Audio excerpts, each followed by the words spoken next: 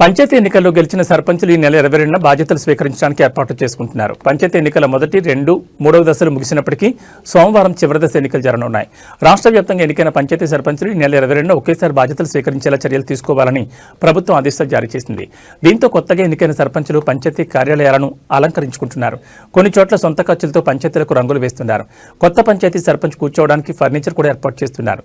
ఈసారి గ్రామ పంచాయతీ సర్పంచ్ పదవులకు పోటీ చేసిన వారు గతంలో ఎన్నడూ లేని విధంగా భారీగా డబ్బు ఖర్చు చేశారనే ఆరోపణల నేపథ్యంలో కొత్తగా ఎన్నికైన సర్పంచులు సర్పంచ్ పదవీ స్వీకారోత్సవాన్ని ఘనంగా నిర్వహించడానికి డబ్బు ఖర్చు చేయడానికి వెనుకాడడం లేదనే విమర్శలు వస్తున్నాయి.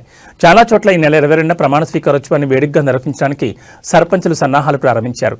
సిద్దిపేట జిల్లా కోహెడ మండలంలో చాలా చోట్ల పంచాయతీ కార్యాలయాలకు రంగులు వేస్తున్న దృశ్యాలు కనిపించాయి. అలాగే సర్పంచ్ కుర్చీతో పాటు వార్డు సభ్యుల కోసం పంచాయతీలో ప్రత్యేక ఫర్నిచర్ ఏర్పాటు చేస్తున్నారు.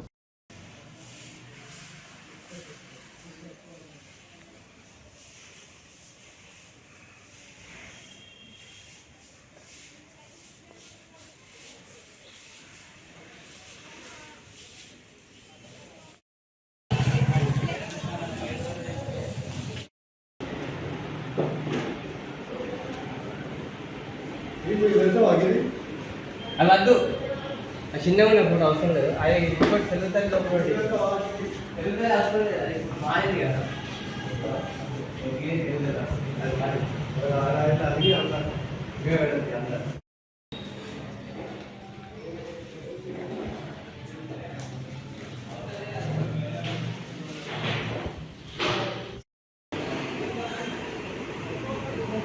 అది